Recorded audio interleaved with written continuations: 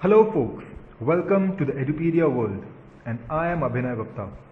Today again we'll continue with the topic, the appointment and qualification of directors. We have very minimum lectures left on this topic and then we'll move on to the next chapter, right? So in our previous lecture, the immediate preceding lecture, what we had covered was the concept of casual vacancy. Right? We had covered casual vacancy in detail and understood that casual vacancy, unlike its name, is not very casual. Right? Because if it is an ordinary vacancy, it is vacancy. But when the vacancy occurs due to an extraordinary cause, it is called casual vacancy. Right? So in today's lecture, we would be discussing about the questions that have appeared in your past examination from the topic casual vacancy, and some other questions that are given and also the resolutions, right? This casual vacancy and alternate director is a topic about which you have been asked to frame a resolution, asked to write down a resolution as per a CS, as to what a CS in a company is supposed to do. So you have been asked questions on that too. So we'll be discussing the questions in detail today in the lecture. So before going to that, I would just want to give you a quick review of what casual vacancy is, so that it is easier for you to link to the questions, right? So as we have seen, the casual vacancy, by the meaning it occurs due to the reason of either death, resignation, disqualification or removal, right? And on the other hand, if it is occurring due to retirement or expiry of the tenure, then that is not termed as casual vacancy, right? Hence casual vacancy is the vacancy that occurs not in the normal course of business, right? And then once the vacancy has been occurred, that has to be filled up. So it is filled up by the board of directors only after holding a board meeting. That means it is not allowed to be filled up by resolution, by circulation, right? And to fill up the casual vacancy, you don't require an express provision in the article, but if something is mentioned in the article, you will have to abide by that. Like if your article specifies the procedure, then you will have to abide by such procedures. And we have seen that not all casual vacancies can be filled up by the board. For example, if Mr. X was a director in the company and by the reason of resignation, the office of Mr. X falls vacant, then no matter whatever is written in the article, like no matter if the provision for appointing for filling up the casual vacancy by the board is given in the article or not, the board of directors are authorized to fill up this casual vacancy, right? But suppose after 2 months again Mr. Y, who was appointed to fill up the casual vacancy of X, also resigns. Now there is a casual vacancy again on a consecutive time for the same office. So now in this situation, will the board again be authorized to fill up the casual vacancy? The answer is no. Who will be? Nobody. So if there is a consecutive casual vacancy in the company, that cannot be filled up. So what alternative does the company have? They can appoint an additional director if they want one more director to handle the company, but they cannot fill up that casual vacancy in that office, right? That is the provision of section 161 subsection 4, right? So this is what we had seen. We had understood the casual vacancy, the entire thing in detail, and we know that there is no model of table F to be followed, right? And company is not compulsorily obligatory to fill the casual vacancy. It could be left vacant, it's a discretion, right? So now I hope you remember what casual vacancy was. We'll move ahead today to the questions on casual vacancy.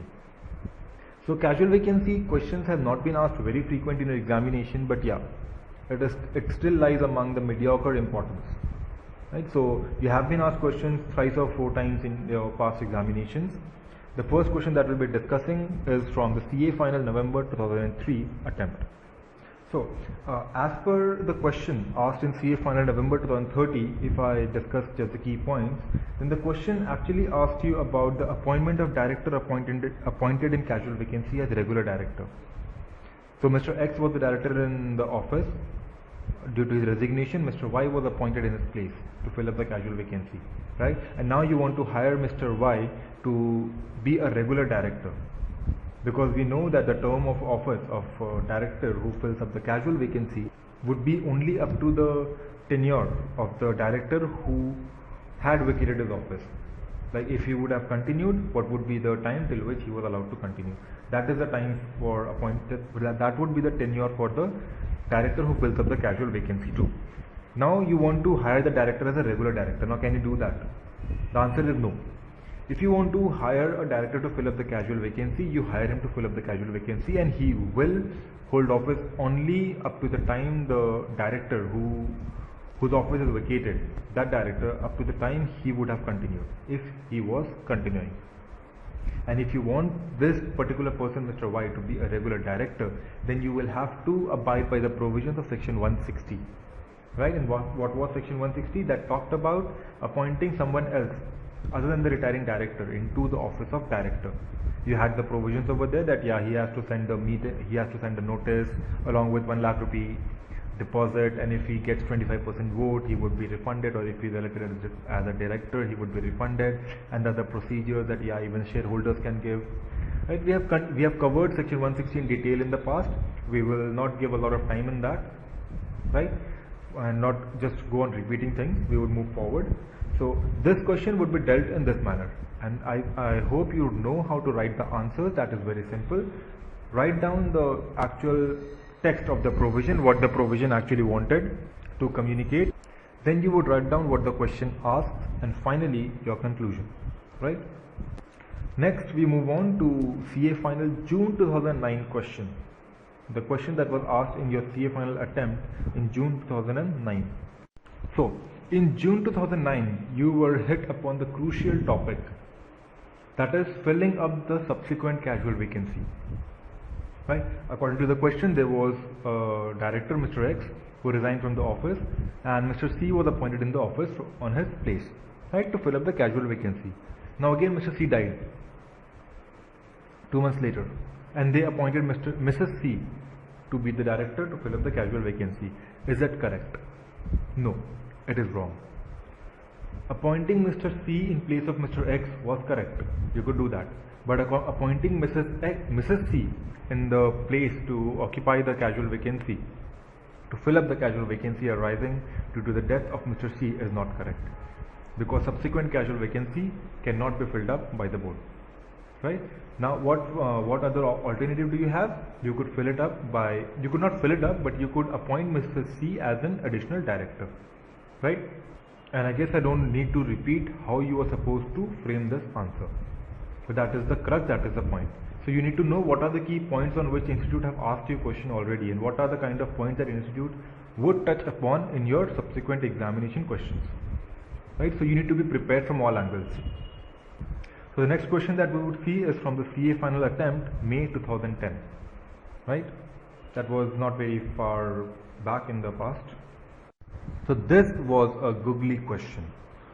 CA final May 2010. A googly question in your examination. Over here they talked about appointment of an additional director in the casual vacancy by passing a circular resolution. So they have tried to prepare a mixture of various sections, right, like section 161 subsection 1, 161 subsection 4. So do you think this combination will work out actually? The answer is no. You cannot appoint an additional director to fill up the casual vacancy, because if you fill in the casual vacancy, he is a director in place of that director who has vacated the place. He is not an additional director, and if he is an additional director, he is not filling up the casual vacancy. So how could you combine the both sections, right? So I would love to give a little more insight into the question, because this is a little interesting question. So the various matters or the various questions that the company, that the institute asked you was that an office was vacated, there was a case of casual vacancy that was filled up, right, and that was filled up by an additional director. So the general meeting was supposed to be held the next day. That could not be held due to some reason, and it was postponed. And you know that a person holding office in the casual vacancy would hold the office only till the expiry of the tenure of the person who has been vacating the office. And in the case of additional director, is supposed to hold office only up to the date of next AGM. If AGM is held, he would vacate the office that day. If it is not held, he would vacate the office on the last date on which the AGM was supposed to be held. But in this case, the director continues. Why? Because the director in whose place he was appointed would have continued, right? His tenure did not come to an end with the AGM. So do you think these two provisions would go hand in hand? The answer is no, right? So while you're giving an answer to this question, you will have to first give out the provisions of section 161 subsection 1, that is the additional director. You will have to specify his tenure and his mode of appointment. That yeah, over there board does it, and that can be done by circulation or board resolution, whatever, and he continues office for so and so period, right? But when you talk about casual vacancy, again you will have to give its provision of section 161 subsection 4, and accordingly you will specify the tenure of that person and also the mode of appointment. And you know, in casual vacancy, appointment by circulation is not allowed. But in the question you have then you write down the case, what has happened in the question. There was a casual vacancy, a director was appointed as additional director by circulation and would continue with casual vacancy, and would continue with the tenure. So wherever you get the benefit, you want the benefit of additional director, okay. You want the benefit of casual vacancy, okay. You don't want any flaws, you want all the benefits altogether. That is not allowed. Either you are appointing him as an additional director and he will vacate office on the date of AGM, or you will be appointing him to fill up the casual vacancy and he will continue with that, but that appointment cannot be done by circulation. You will have to call a board meeting, right? So after giving the case, after specifying the content of the question, then you will give your analysis and then your conclusion, right? So that is how you move ahead, and this is what cannot be done. So don't get confused if you get something like that. Always remember that these two sections have different provisions, and when they are contradictory, you cannot apply it using the law of beneficial construction. Like as you will study in the interpretation of statute, that is the last chapter in your allied laws. So here you won't have the law of beneficial construction or something, because when two sections are contradicting, right, one of them will have to prevail, and you cannot use the benefit of both and ignore the deficiencies in both, right?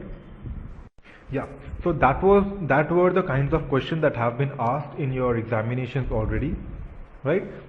And since you can see the gap 2003, 2009, 10, and again 2016, 17 would maybe that could be another attempt where you could expect a question from this section, right? But recently again the questions have been asked from this topic, but the focus area has changed for the institute. So in the recent years they have asked you for the resolutions. So we'll discuss the questions on the resolution for appointing the additional director and filling up the casual vacancy, right? You can be asked in your exam to write a resolution for the same, and such question has already been asked in CA Final November 1999, CA Final November 2012 and CA Final November 2014, right? So in your recent years you have been asked resolution more often other than the questions based on the sections, provision of the sections, right? Because when you talk about the resolution, you have to jot down the entire provision, right? There is no trick, there is no confusion. So we'll take an example of the resolution. I will read out the resolution for you so that it is easier for you to understand the language that you need to write in the examination.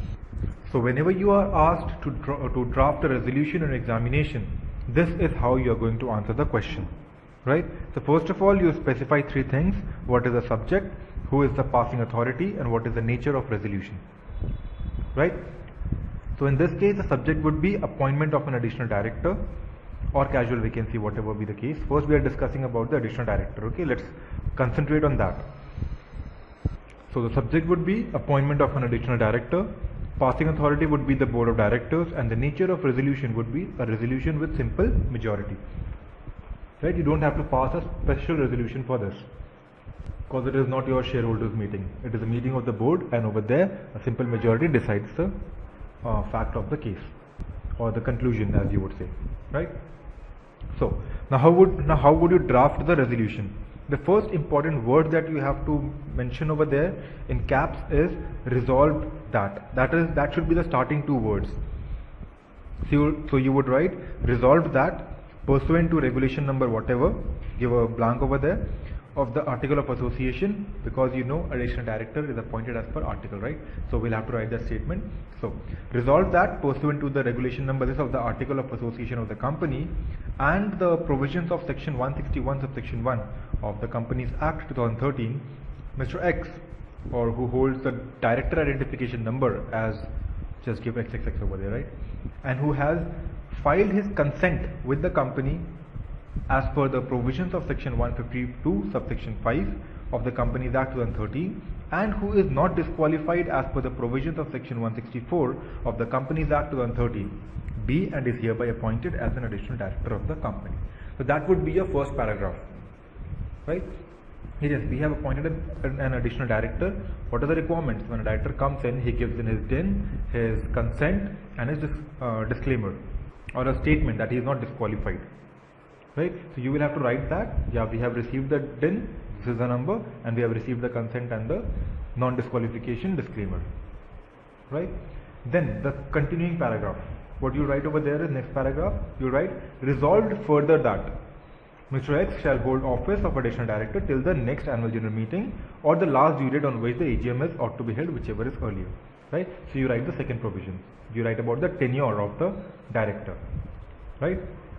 Then you write further resolved that Mr. X, Mr. Y, someone else, who is the secretary of the company, be and is hereby authorized to file all the necessary returns in this regard with the registrar, make necessary entries in the register of directors, and to do all acts and things as may be necessary in this connection, right? So what do you actually notice when we talk about his resolution? First thing is we go stepwise. Yes, the director is coming in, he'll give his DIN, his consent, and his non-disqualification disclaimer, right? Then what will happen? After that we'll decide, okay, he'll be, once he's into the office, he will be in office till this period. And then what is the formality of after receiving the DIN and the consent? After receiving the DIN and the consent, you have to file certain documents with the registrar, and that formality is done by the CS of the company. So you will write that, yeah, CS has done all the formalities as required, right? So that is all. If you write that in those kind of words, starting with resolve that, further resolve that and stuff, and writing all the provisions, you score your marks. And don't forget to specify the subject, passing authority, and the nature of resolution. Now I would read the second resolution also about the casual vacancy so that you understand it more clearly. We'll just read it, right? A blank study, plain reading of it. So subject would be filing up of casual vacancy, passing authority would be the board of directors, and nature of resolution would be the resolution by simple majority. Okay? Now, resolve that pursuant to the provision of section 161 subsection 4 of the Companies Act 2013, Shri Gopal, who holds director's identification number as whatever, and who has filed his consent with the company as per the provision of section 152 subsection 5 of the Companies Act 2013, and who is not disqualified as per the provisions of section 164 of the Companies Act 2013, be and is hereby appointed as director of the company to fill up the casual vacancy caused by the resignation of Mr. X. Right? Resolve further that Mr. X shall hold office only up to the date which Shri, whatever was the name of the retiring director, would have held the office had he not resigned. Further resolved that Mr. So-and-so, the company secretary, the secretary of the company, be and is hereby authorized to fill all the necessary returns in this regard with the registrar, make necessary entries in the register of director, and to do all the acts and things as may be necessary in this connection, right? So that is how you write a resolution. It is very simple. You know all the points exactly. Just the format is important. Just go through it once and everything is clear with you, right? So we would keep the class limited to that discussion today.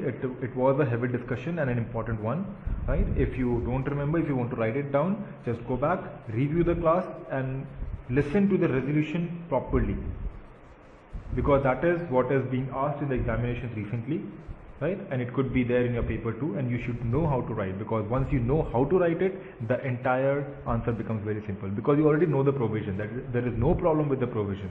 The problem is with the format, right? So that will be all for the day. This is Abhinay Gupta signing off. Stay tuned for the next lecture. Thank you. Bye-bye.